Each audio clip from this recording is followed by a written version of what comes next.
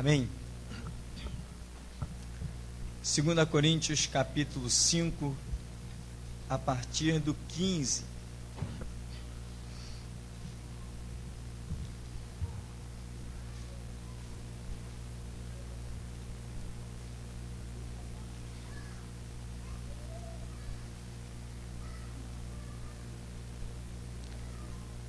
Nós vamos estar vendo sobre algumas situações específicas de que a Bíblia nos exorta, nos ensina, mas às vezes passam despercebidas muitas coisas. Por isso a Bíblia diz que medita na palavra de dia e de noite, quer dizer, continuamente, porque aí você vai se aperceber de que de alguns detalhes preciosos. Então, 2 Coríntios 5, 15,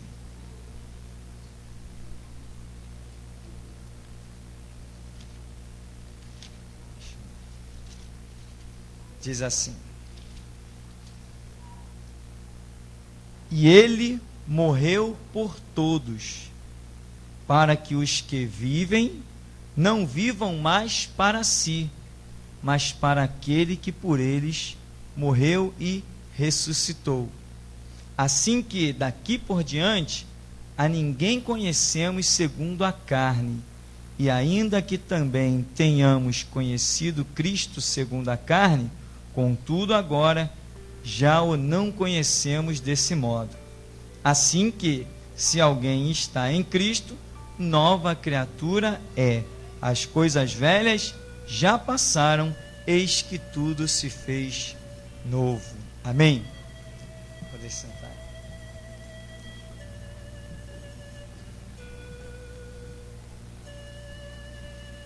Irmãos, o que a Bíblia está falando aqui? Uma das coisas que nós podemos entender num texto desse, na palavra poderosa que é lâmpada para os nossos pés e luz para o nosso caminho. Se não entendermos Bíblia, não entenderemos nada da vida, não entenderemos nada das coisas de Deus, não entenderemos nada de nada. A Bíblia é a revelação de Deus ao homem. E aqui ele diz, ele morreu por todos, para que os que vivem não vivam mais para si, mas para aquele que por eles morreu e ressuscitou. Que pergunta nós poderíamos fazer num texto desse? Estamos vivendo para aquele que por nós morreu e ressuscitou? Sim ou não? Uma pergunta que cada um de nós tem que se fazer. Porque dá a entender que nós temos que trocar a nossa vida por outras situações diferentes. Não vivam mais para si, quer dizer, eu não vou mais pensar nos meus próprios planos, nos meus próprios projetos, nos meus próprios ideais. Por quê? A proposta é de que eu não viva mais para mim mesmo. É uma palavra muito dura, é uma palavra muito profunda. Só mesmo um louco chamado apóstolo Paulo poderia dizer, olha, o viver é Cristo e o morrer é lucro. Às vezes eu fico pensando que certos homens alcançaram de Deus, que eles não estavam nem um pouco preocupados com o amanhã. Não, eles queriam saber de viver cada dia. Amanheceu, estavam vivos, eles queriam servir a Cristo. Se eles iam terminar aquele dia vivo ou não, não fazia a mínima diferença. E o que acontecia com a vida desses homens, com essa atitude? Cada dia era um ânimo diferente. Cada dia era uma novidade para eles.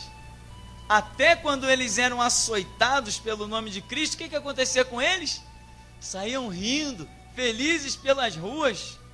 Puxa, nós fomos dignos de sermos açoitados pelo nome de Cristo. Aí saíam felizes da vida, faltava um pouco dar uma festa. Que loucura! Que ideal esses homens tinham que nós ainda não tenhamos alcançado.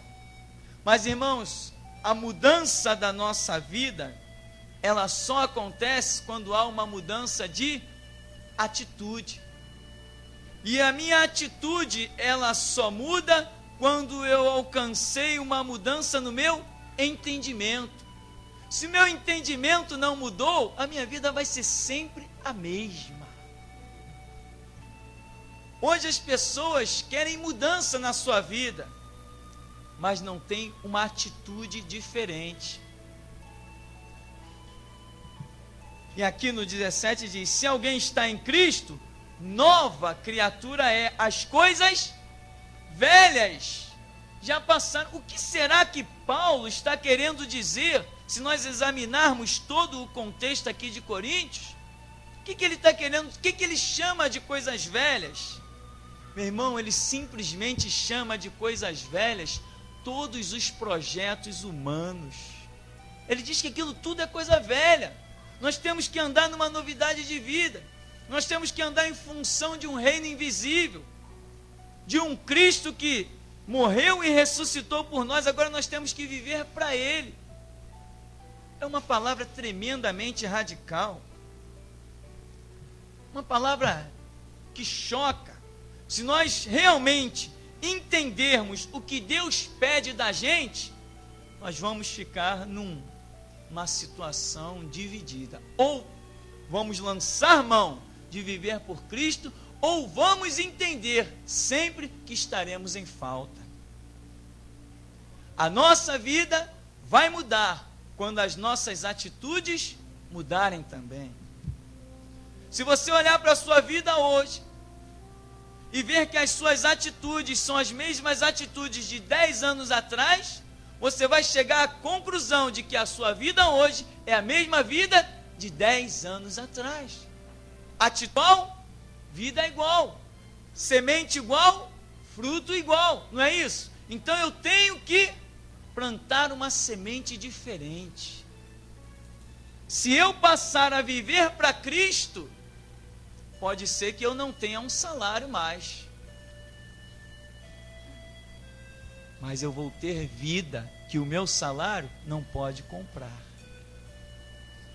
Quando Jesus diz: digna o obreiro do seu salário, ele está falando que os seus obreiros iam trabalhar nas fábricas, nas indústrias. É isso que Jesus falou? De jeito nenhum. Se a minha visão mudar e eu começar a buscar o reino de Deus e a sua justiça em primeiro lugar, o que eu terei? As demais coisas acrescentadas, ou seja, elas não serão o principal. Se a minha atitude, se o meu entendimento, se a minha estrutura espiritual mudar, o pão, a água, as vestes deixam de ser prioridade para mim. Quem pode alcançar uma palavra dessa? Você falar isso por aí no mundo, vão te chamar de quê? No mínimo, de louco. Amém? Mas Jesus, que não é louco, não mente, não se engana, falou que digna o obreiro do seu salário. Quando ele enviou os seus 70 lá naquela comissão de Lucas 10 e Mateus 10, ele diz: ó, ide, não leva alforje, não leva bolsa, não leva nada, digna o obreiro do seu salário. Quando eles voltaram, Jesus disse assim: ó, vem cá, vocês foram, faltou alguma coisa para vocês? Faltou comida? Faltou bebida? Faltou veste? Não, Senhor, não faltou nada. Nós temos que mudar as atitudes para ter uma vida diferente. Repara bem, se Deus não pede as nossas mudanças de atitude, quando, por exemplo, ele fala de Josué, no capítulo 1, ele diz assim: Josué, Moisés, meu servo, é o quê? É morto. Levanta-te agora, dispõe-te e passa esse Jordão para fazer o povo herdar a terra prometida.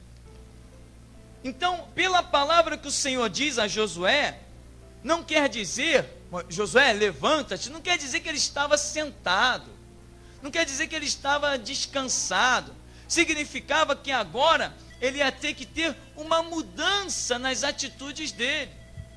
Porque a promessa vem logo a seguir e diz assim: todo lugar que pisar a planta do vosso pé, vou-lo tenho dado, como disse a Moisés, no verso 3. Desde o deserto, desde este Líbano até o grande rio Eufrates, toda a terra. Aí ele diz, no 5, ninguém se susterá diante de ti todos os dias da tua vida, como fui com Moisés, assim serei contigo, não te deixarei, nem te desampararei. Uma promessa tremenda, mas antes, o que o Senhor diz para ele? Muda de atitude, levanta-te, dispõe-te. Se Josué continuasse apenas a querer ser um ouvinte aos pés de Moisés, nada disso viria a se cumprir na vida dele. Irmãos, mudança de hábitos, mudança de atitude, mudança, uma nova postura com relação ao Evangelho, com relação à palavra de Deus, vai fazer que a sua vida mude. Às vezes as pessoas estão dizendo, Senhor, muda a minha vida, mas ela não muda as suas atitudes. Senhor, muda a minha casa, mas ela não muda. Senhor, muda tudo à minha volta, mas ela não muda, é ela que tem que mudar, e o poder de Deus que está na vida dela vai influenciar tudo. Muda, meu irmão, que você vai ver o mundo girar diferente. Amém? Um homem lá, esse mesmo homem dispôs-se, levantou-se, de repente a terra foi obrigada a parar, porque ele levantou a voz em oração, sol detente em Gibeão e tu lua no vale de Ajalon. Ele mudou, ele teve uma atitude, ele começou a caminhar diferente. Ninguém questionou quando Josué chega no meio do arraial dando ordem, todo mundo se calou e acatou a ordem dele. Viram que havia nele uma mudança de atitude e logo, logo Deus estava confirmando a obra na vida dele. Queridos, tudo para que nós alcancemos alguma coisa, alguma atitude nós temos que ter. E sempre a Bíblia nos mostra. Por exemplo, Salmo 91:15, ele me invocará e eu responderei. Quer resposta? Muda a tua vida, passa a invocar. Clama a mim. Quer resposta? Tem que clamar. Se você ficar de braços cruzados, se as suas atitudes não mudam, se você projeta todo dia fazer uma oração, mas todo dia o teu trabalho natural te venceu, a sua vida será sempre a mesma. Vai ser sempre a mesma. Se vós estiverdes em mim, e as minhas palavras em vós, o que vai acontecer? Pedireis tudo o que quiserdes, vos será feito. E quantas vezes as pessoas dizem assim, mas eu tenho orado, eu não vejo a resposta, nada acontece na minha vida. Mas a Bíblia está dizendo, se vós estiveres em mim e as minhas palavras, toma atitude, muda tudo. Assume um compromisso com a palavra de Deus. Que a Bíblia diz que prosperará o varão que medita em quê? Na palavra de dia e de noite.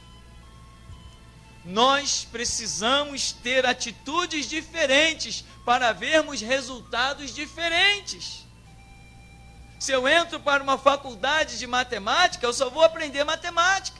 Se eu quero aprender português, eu tenho que ter uma atitude diferente, eu vou ter que entrar para a faculdade de português.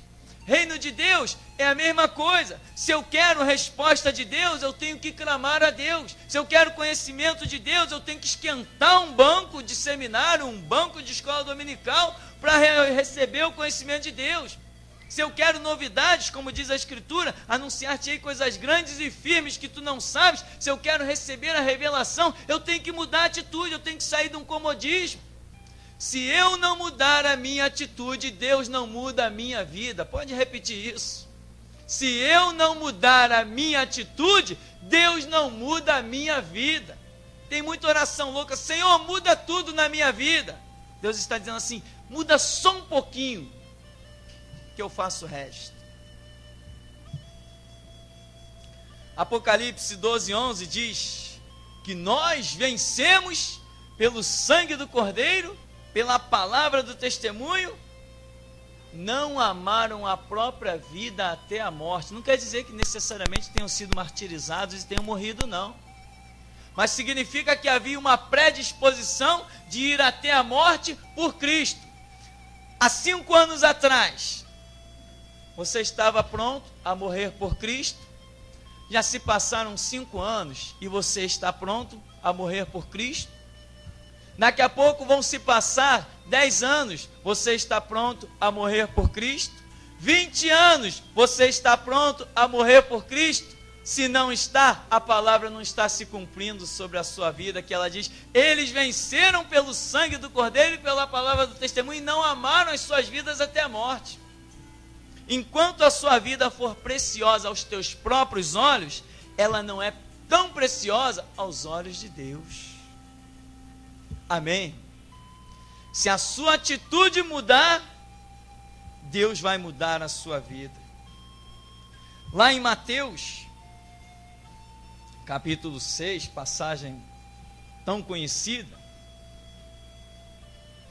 Mateus 6,31 diz assim, não andeis, pois, inquietos, dizendo, que comeremos, ou que beberemos, ou com que nos vestiremos. E no 34, não vos inquieteis, pois, pelo dia de amanhã, porque o dia de amanhã cuidará de si mesmo. Basta cada dia o seu mal. Então, se a pessoa está o tempo todo inquieta, o que isso revela? A inquietação, ela revela o quê? Ela revela dúvida. A inquietação, ela revela incerteza. A inquietação dá na cabeça da pessoa o entendimento de que ela não sabe qual vai ser o resultado de uma situação.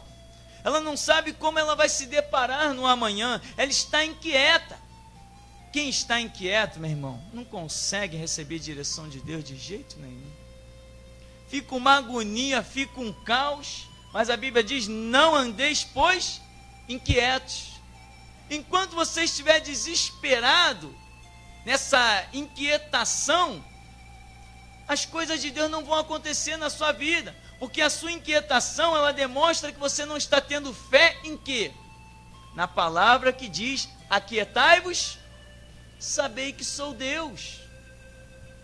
Se você não se aquieta, e se entrega na mão de Deus, você não vai ver resultado. Isaías 64,4 diz que Deus trabalha para quem? Para aquele que nele espera. Em que situação você tem que esperar? Meu irmão, se você está na fornalha, tem que esperar, não pode se desesperar, não pode se inquietar. Se você está na cova, tem que esperar. Se você está num deserto, tem que esperar. Está no vale da sombra e da morte, tem que esperar. Se você conhece Cristo, credibiliza a sua palavra, você não pode duvidar do que Ele tem dito. Eis que estou convosco todos os dias até a consumação dos séculos. Nunca vos deixarei, nunca jamais vos abandonarei. Então, se as tuas atitudes mudarem com relação à palavra de Deus, você começará a contemplar uma glória tremenda. Vai parar de andar em migalhas. Vai parar de andar em incertezas, vai parar de andar em dúvidas, porque você passou a credibilizar a palavra. Depois de 20 anos de igreja, o que você espera da sua vida? Deus com certeza esperaria muito. Depois de 20 anos de igreja, meu irmão, nós temos que realmente não ter a vida por preciosa. Nós temos que estar realmente ambicionando servir a um reino espiritual, com a vida totalmente entregue naquele reino. Depois de 20 anos de igreja, nós ainda achamos pessoas sem saber recitar João 3,16. Nunca poderão ser nada na obra do Senhor. Nunca tiveram uma mudança de atitude. Jesus diz, errais, não conhecendo as Escrituras, nem o poder de Deus. Se você não conhece a Escritura, então você não conhece o poder de Deus. Você tem que mudar de atitude. Tem que conhecer a Escritura para saber quem é Deus. O povo foi destruído por falta de...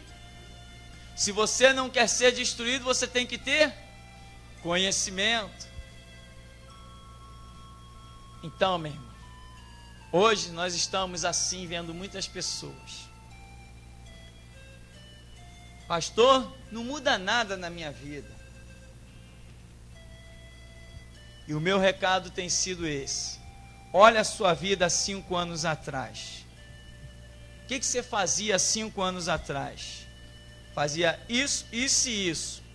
Hoje, você faz isso também? Faço. Normalmente sim. Eu falei, então, se você tem as mesmas atitudes, pela falta de fé. Quando você duvida de que Deus te ouve, Ele realmente não te ouve. Então, irmão, o resumo do que estamos querendo falar é que se as nossas atitudes mudarem com relação à palavra de Deus, com relação ao que temos entendido, ao tempo que temos caminhado, nós vamos começar a ver coisas diferentes acontecer. Tem gente que está subindo aos montes para orar há 500 anos e não vê nada mudar. Por quê? Então a atitude tem que ser outra. A questão já não é mais a oração, está faltando uma outra coisa a ser feita. Tem gente que continua com as suas práticas e acham que estão servindo a Deus, mas não estão vendo resultado nenhum na sua vida. É necessário mudança. Se a nossa atitude for diferente, ela trará frutos diferentes. As nossas atitudes são como sementes. Se a sua semente lançada hoje é diferente da que você lançou ontem, o fruto que você vai colher é diferente. Que a gente possa parar um momento e pensar: a minha vida está sendo diferente? Ou nós somos daqueles que continuam dizendo: eu não tenho tempo para orar, eu não tenho tempo para ler a Bíblia, eu tenho uma vida muito atarefada, a minha vida é uma correria, eu não tenho tempo. Então, meu irmão, a sua vida vai ser sempre assim. Não há mudança de atitude nenhuma, não vai haver mudança de vida. O tempo todo você vai dizer que não tem tempo, que a sua vida é uma correria, que você está estressado. Muda. Mas como vou mudar? Tem como mudar? Muda. Clama a Deus para que Ele mude. Mude. Começa a se esforçar. Porque senão, meu irmão, nós vamos ver daqui a alguns anos um evangelho que não serve para mais nada, como já estão fazendo por aí. Por quê? Porque as pessoas não mudam de atitude. Imagina esses homens que entregaram o quê? A vida. Se eles entregaram a vida, meu irmão, eles viram resultados? Para Pedro ver a sombra dele curar os enfermos, ele entregou a vida. Para Apocalipse revelar esses homens como sustento, como base do templo, como base das cidades celestiais, como base, como fundamento, é porque eles renunciaram a algo muito grande. Nessa noite, se o Senhor dissesse o que você tem que renunciar, a atitude que você tem que tomar, você estaria disposto?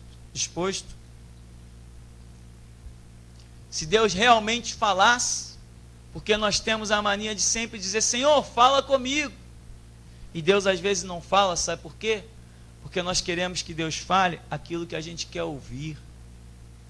E Deus quer falar aquilo que Ele tem a falar, aquilo que nós precisamos ouvir.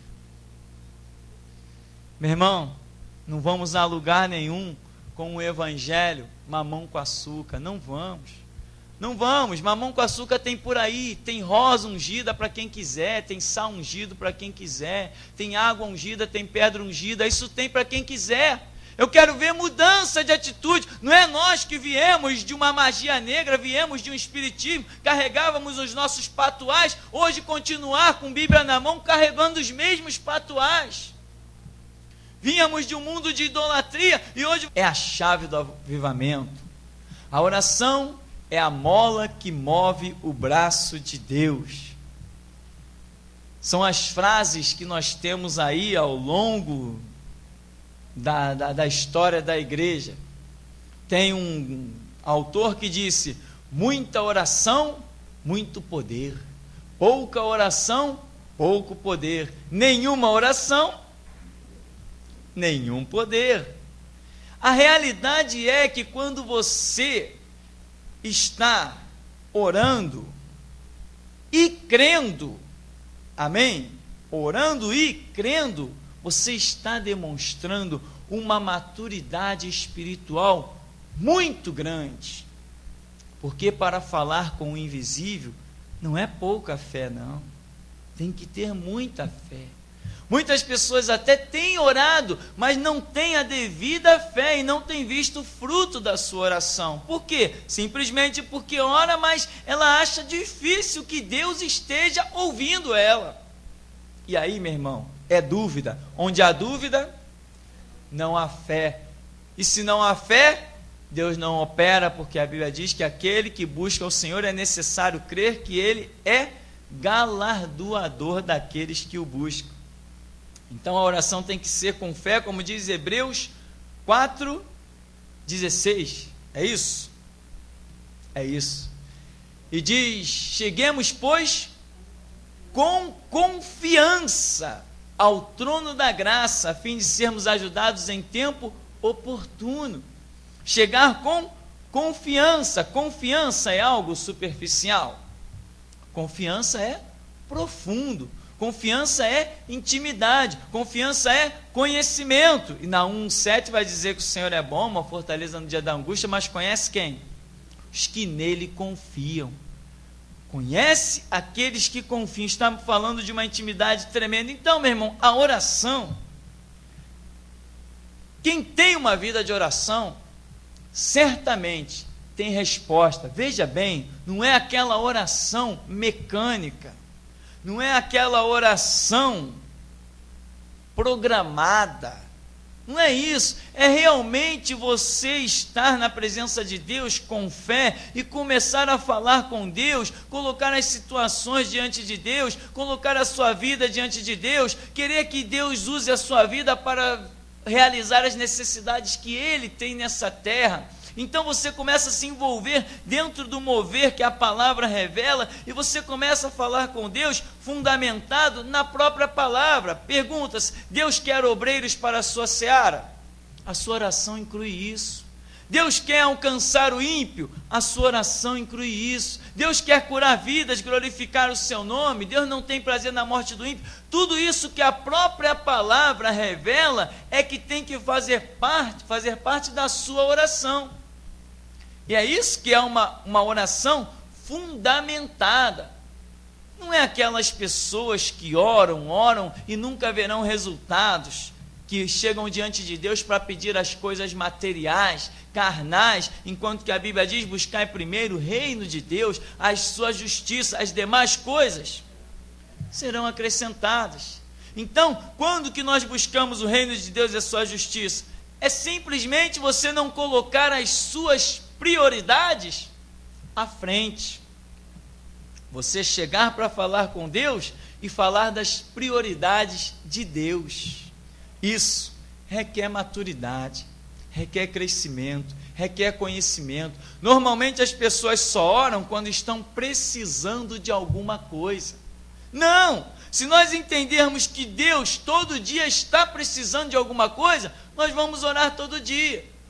Deus está precisando de obreiros, Deus está precisando derramar poder, Deus está precisando de muitas coisas que Ele quer operar na terra. Deus está precisando levantar vidas sem compromisso com homens para falar a verdade. Deus está precisando desmascarar falsos mestres. E com quem Deus vai fazer isso? Um anjo vai descer do céu? Não, é a sua vida que Deus procura. Então você tem um motivo de oração. Você tem um motivo de oração. Nós somos o sacerdócio real, o povo de propriedade exclusiva de Deus. Apocalipse 1:6 diz que Jesus com seu sangue nos comprou e nos fez reis e sacerdote para Deus e seu Pai. Você é um sacerdote é aquele que entrava para ministrar na presença de Deus, mas primeiro ele fazia a intercessão por si mesmo, depois pelos outros. Então, meu irmão, primeiro você apresente-se perante Deus como um obreiro aprovado, que não tem de que se envergonhar. Depois, Deus vai te usar para alcançar outros, fazer a obra também na vida de outros. Então, A oração, meu irmão, se você tem uma vida de oração, você tem uma vida de maturidade cristã. Quando tudo que nós falamos é segundo a Escritura. Tem gente que ora, mas não ora segundo a Escritura. Tem gente que prega, mas não prega segundo a Escritura. Tem gente que faz um monte de coisa, mas não faz segundo a Escritura. O que estamos falando é segundo a Escritura. Então, se você ora, meu irmão, o que você está fazendo? Você vai ser uma pessoa que não vai precisar, por exemplo, do divã dos psicólogos. Você sabe se tratar com Deus. Tem pessoas que precisam desabafar. Na oração você faz isso também, com Deus invisível. Tem pessoas que precisam contar os seus problemas. Na oração você faz isso. Tem pessoas que precisam de uma palavra de consolo e de conforto. Na oração você recebe. Quem já saiu de uma oração derrotado? Ninguém. Todas as vezes que você se reuniu, se confinou no seu quarto, foi para a intimidade com Deus e orou, você saiu triste ou feliz? Você saiu sem esperança ou cheio de esperança? Você saiu acreditando no amanhã ou já desacreditado? Então você